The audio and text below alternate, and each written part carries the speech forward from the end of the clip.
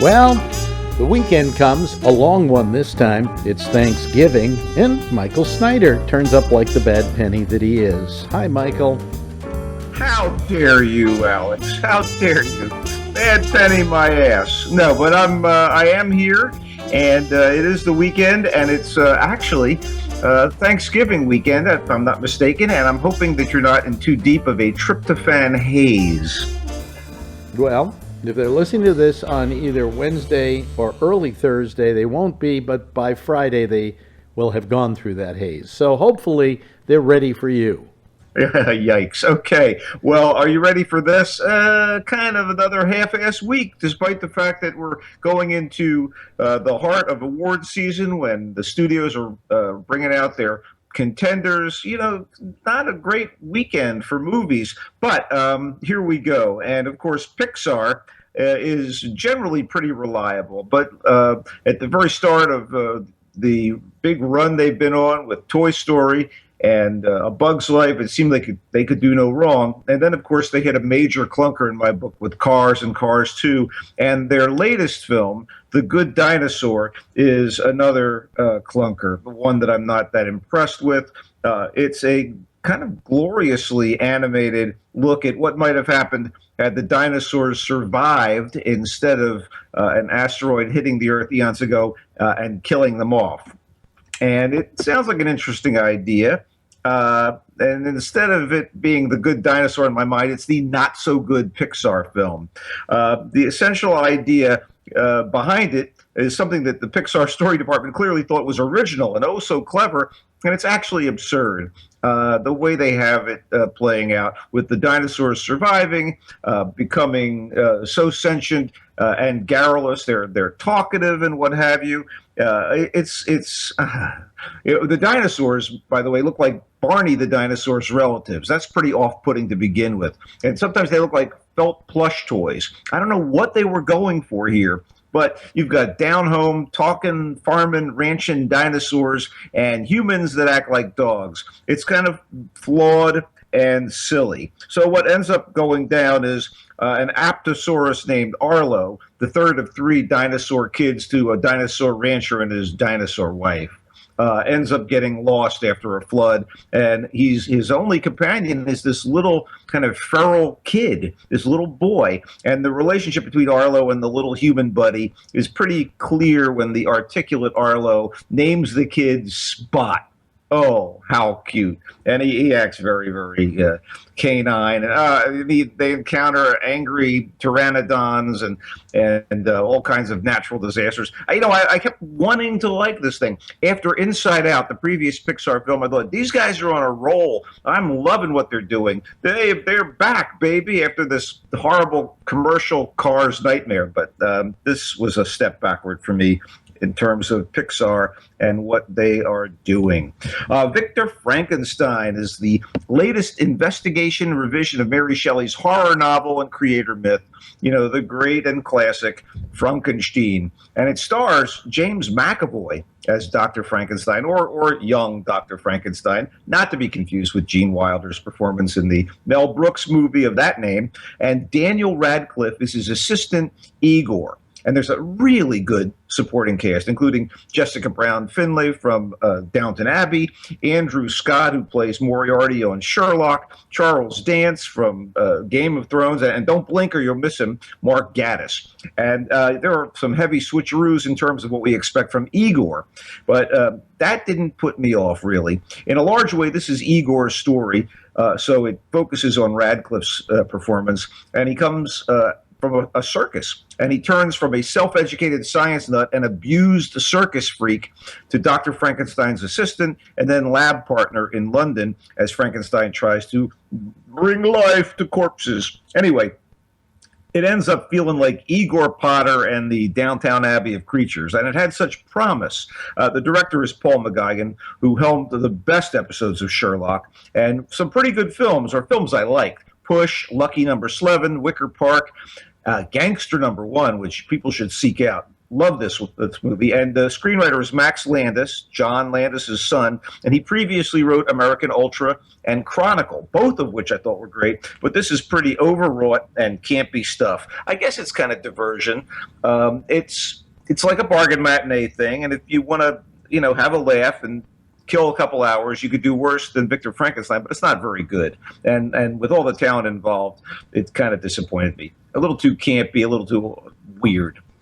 Did not see Creed, by the way, because they actually screened the latest in the Rocky movies, with Rocky becoming a trainer of Apollo Creed's son, against Victor Frankenstein. And I just like sci-fi and fantasy better, but I will catch up to it, I promise. The Danish Girl is the first of any of these films today that we're talking about that has any kind of real value and awards potency. It is a true story set in Copenhagen in the early 1920s about a Danish artist named Einar Wegener, who realizes, despite being terribly in love with his fellow artist wife Gerda, that he is in fact transgendered. He's had the woman inside him, and their relationship is so strong that she supports him when circumstances start going down, where he feels compelled to dress in women's clothing and behave like a woman. They go to fancy balls and stuff.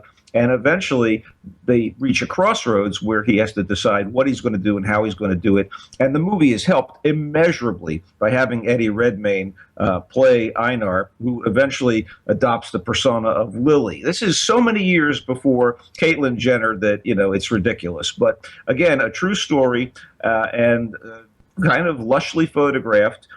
It's directed by Tom Hooper, who's the guy who directed The King's Speech and won an Academy Award for it.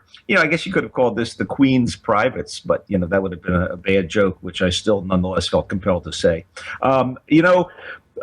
When you have a film like this, unless you buy the relationship between the husband and wife, it's not going to work at all. And Redmayne is great, and as the wife, Alicia Vikander, who's been everywhere lately, is also right on. She's pretty wonderful. And, this is a love story, but it's also filled with torment. And it does have the currency of the basic, newsworthy transgender rights circumstances of the 21st century. And we see how their life together and their work starts changing and evolving. And, it's a pioneer in action here. Supporting work from Matthias Schoenaerts as an old buddy of Einar's, and Amber Heard as a sexy dancer. You can't go too wrong, but it is a little on the masterpiece theater-y side. So be warned. And it's not as good a film as The King's Speech. Redmayne, great. The guy's always angling for Oscar nominations. He may get another one. Would I date him? I don't know.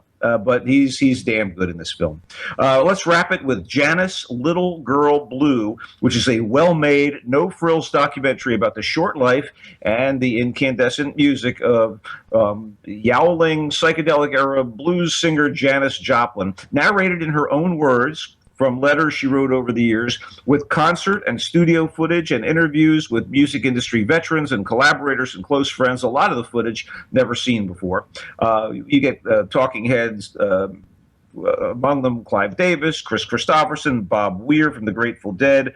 And, this is a woman who was immensely successful in a very short amount of time. And she died in 1970 at the age of 27. And we wonder what would have happened had she kept going. I was never kind of that turned on by her music, or certainly, she was no raving beauty, but she was a powerful musical force, to be sure, and she had some serious chops. Directed and written by Amy Berg.